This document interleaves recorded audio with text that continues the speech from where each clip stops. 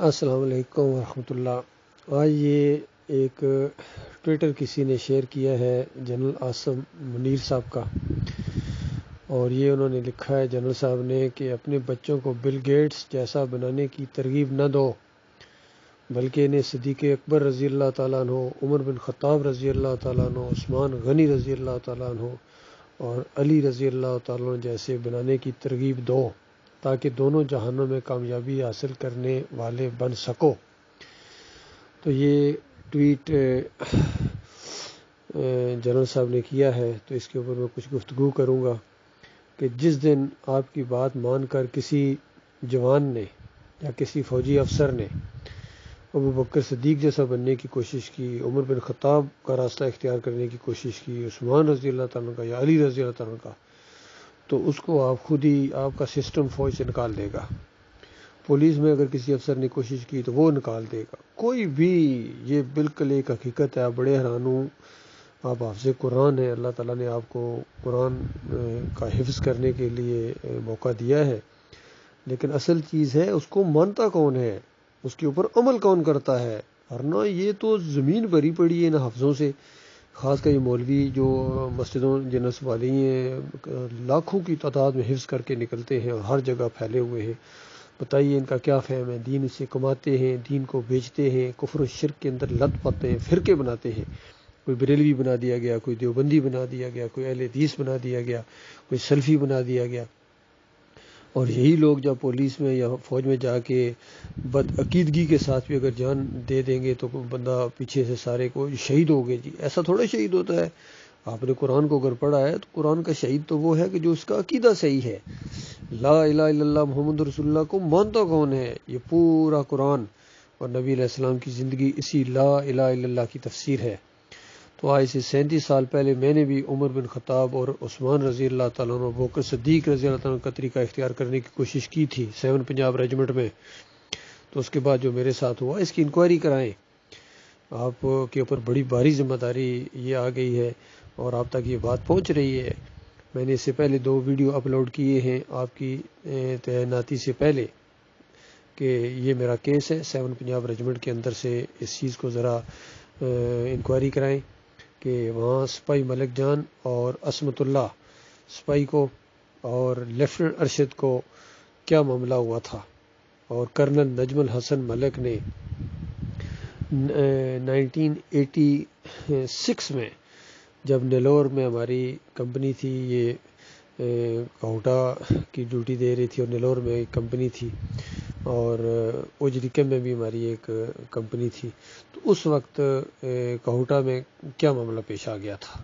تو ابھی تک تو سارے جیسیو زندہ ہیں، سب کچھ آپ کے سامنے آ جائے گا۔ میری جو میڈیکل ہسٹری ہوتی ہے CMH میں، اس کو دکھائیں کہ ایک خالص نظریاتی کیس کو میڈیکل کیس بنا کے ایک افسر کو کتنا تکلیف پہنچائی گئی، اس کی فیملی کو کتنی تکلیف پہنچائی گئی، اس کی ماں کو کتنی تکلیف پہنچائی گئی، اور اب وہ ابو 95 ہیں اور تقریباً ان کی بینائی اسی روتے روتے کہ آرمی نے میرے بیٹے کے ساتھ بہت ظلم کیا ہے، بہت زیادتی کی ہے۔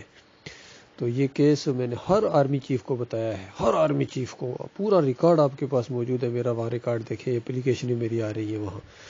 اور اب تو خیر سوشل میڈیا کا معاملہ، اب تو میں براہ راست آپ لوگوں سے مخاطب ہوتا ہوں کہ یہ خالص ایمان کا کیس ہے، بہت ظلم اور زیادتی کی ہے کرنل نجم الحسن ملک نے، جو اب فل بینیفٹس کے ساتھ اپنی پینشن پر گیا ہوا ہے۔ اور جس اللہ کے بندے نے اللہ کا نام لیا ہے، پہلا قرآن کا صفحہ، ایاک نعبد و ایاک نستعین، اس دعوت کو، کیونکہ ہم اللہ ہی کے بندے ہیں، اللہ کو کہتے ہیں یا اللہ ہم تیری عبادت کرتے ہیں، تجھ سے مدد مانگتے ہیں، تو اس کے بعد کہاں گنجائش ہے یا علی مدد کی اور دم دم علی علی کی؟ کیوں اس نے یہ نعرے لگوائے تھے 7 پنجاب ریجمنٹ کے اندر مارننگ پریڈ کے اندر؟ اس سے ظاہری بات ہے بدعقیدگی ہے۔ ایک موحد افسر جس کو یہ بات سمجھ میں آ گئی ہے کہ مدد صرف اللہ کرتا ہے، اس کے علاوہ کسی اور کو نہیں پکارنا ہے۔ علی رضی اللہ عنہ اللہ کو پکارا کرتے تھے، عمر بن خطاب اللہ کو پکارا کرتے تھے، ابو بکر صدیق اللہ کو پکارا کرتے تھے۔ کیوں؟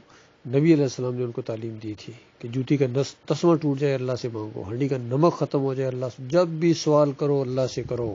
قرآن کے پہلے صفحے کا یہ مسئلہ ہے۔ قرآن کے پہلے صفحے کے اوپر اگر کوئی ایمان لاتا ہے، اس کو اپناتا ہے، تو اس کے خلاف کیس بنایا جاتا ہے۔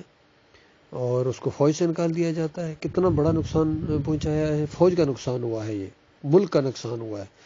بہرحال اب آپ کے سامنے یہ کیس آ گیا ہے, اور جو بھی عربی افسر اس کو سن رہے ہیں, میرے اس ویڈیو کو سنیں گے, وہ جنرل صاحب تک یہ بات پہنچانے کی کوشش کریں. جنرل شمشاد کو بھی میں نے مخاطب کیا اپنے پچھلی ویڈیو میں, اور عبدالغفور صاحب کو بھی میں نے مخاطب کیا ہے, باجوہ صاحب کو بھی. لیکن اب دیکھیے آخر اینڈ تو ہوا باجوہ صاحب کا. کتنی یعنی ان کے اوپر تنقید ہو رہی ہے اور کس طریقے سے آوازیں کسی جا رہی ہیں. تو آپ نے اگر اس کیس کو نہ لیا اور اس کو اہمیت نہ دی تو جانا تو آپ نے بھی ہے, اور آپ کو اس سے زیادہ آپ کے اوپر تنقید ہوگی. کیوں؟ آپ حافظ قرآن ہیں, حامل قرآن, اور حافظ قرآن انصاف نہ کرے اور کسی کی درخواست کو نہ سنے. تو بہرحال یہ بات آپ تک پہنچانی تھی. میں چکری وکیلاں کا رہنے والا ہوں. گجر خان کے قریب ایک گاؤں ہے, اور میرا 70th PMA لانگ کورس تھا. JCB9 کورس جو تھا, میں وہاں 2 سال میں ٹریننگ کی ہے. 1980 میں میں نے فوج جوائن کی تھی, 2 سال جونیئر اکیڈمی میں, اور پھر 82 سے لے کر 83 اور 84 میں نے پاکستان ملٹری اکیڈمی میں بابر کمپنی میں تھا, اور پھر 7 پنجاب ریجمنٹ کو میں نے جوائن کیا. تو یہ معاملہ پیش آ گیا تھا. تو یہ آپ کے اوپر, آپ کے کندھوں کے اوپر میں بھاری ذمہ داری رکھ رہا ہوں. آپ اس کیس کی انکوائری کرائیں, اور جہاں بھی مجھے بلائیں میں انشاءاللہ آنے کے لیے تیار ہوں. اور اگر آپ سمجھیں کہ افسر کے ساتھ زیادتی ہوئی ہے تو اس کو کمپنسیٹ کیا جائے, اور میں انشاءاللہ آرمی کو تیار کروں گا ایمان اور عقیدے کی بنیاد کے اوپر. اور میں آپ کو بتاؤں گا عمر بن خطاب کیسے تھے, علی رضی اللہ عنہ کیسے تھے, اور ابوبکر صدیق کا کیا انداز تھا. ملٹری ہسٹری جو میں نے, اسلامی ہسٹری میں میں نے ماسٹر ڈگری کی ہے, ایجوکیشن میں میں نے ماسٹر ڈگری کی ہے. آج کل میں یہاں بحرین میں ہوں, لیکن میرا دل دھڑکتا ہے آپ کے ساتھ اور فوج کے ساتھ اور اپنی پاکستانیوں کے ساتھ کہ کس طرح ذلت اور خواری ہر طرف سے ان کے اوپر چھائی ہوئی ہے, کیسے کیسے چور اور ڈاکو ان کے اوپر مسلط کر دیے گئے. اور یہ جمہوریت کا سارا نظام یہ مشرکانہ نظام ہے, یہ طاغوتی نظام ہے. اس کا دفاع کرنے کی بجائے آپ اسلامی نظام کی طرف ایک قدم اٹھائیں. اللہ نے آپ کو یہ موقع دیا ہے, یہ موقع ہاتھ سے نکل گیا تو اس کے بعد دوبارہ کبھی موقع نہیں دیا جائے گا. اور اگر آپ اسلامی نظام کی طرف نہ پلٹے تو آپ سے بڑی کڑی باز پرسی ہوگی قیامت کے دن. اللہ تعالیٰ خوفناک انجام سے آپ کو اپنی حفظ و امان میں رکھے, اور اللہ تعالیٰ ہماری ملک کی سرحدوں کی بھی حفاظت کرے, ہماری قوم کو سیدھے راستے کی طرف آنے کی اور صحابہ کرام کے نقش قدم پر چلنے کی اللہ تعالیٰ توفیق عطا فرمائے, اور دنیا کی ذلت اور آخرت کی خواری سے اللہ تعالیٰ بچائے. ورنہ یہ جو جس انداز سے یہ قوم جا رہی ہے, جس طرح قرضوں کے اندر جکڑ دی گئی, ایٹمی قوت ہونے کے باوجود, کمانڈو دستے ہونے کے باوجود ہماری کوئی انٹرنیشنل لیول پر کوئی ہماری ویلیو نہیں ہے. اس کی وجہ یہ ہے کہ اللہ کے ساتھ چھیڑ کی ہوئی ہے, اللہ کے ساتھ شرک کیا ہے, اور یہ مزار پوجے جا رہے ہیں, عرس اور میلے ہو رہے ہیں, واسطے وسیلے رکوع سجدے, کون سی چیز جو نہیں ہو رہی ہے. تو آپ کا قرآن کیا اس چیز کو روکے گا یا نہیں روکے گا؟ آپ کا جو منصب ہے اس کے لیے معاون ثابت ہوگا یا نہیں ثابت ہوگا؟ یہ فیصلہ بہرحال آپ ہی نے کرنا ہے. میرا کام تھا نصیحت کرنا. مانیں گے اپنا بھلا کریں گے, نہیں مانیں گے تو اس سے پہلے کتنے آئے ہیں چلے گئے, آئندہ بھی آتے رہیں گے جاتے رہیں گے, وقت ضائع کر کے اپنی زندگی برباد کر کے چلے جائیں گے.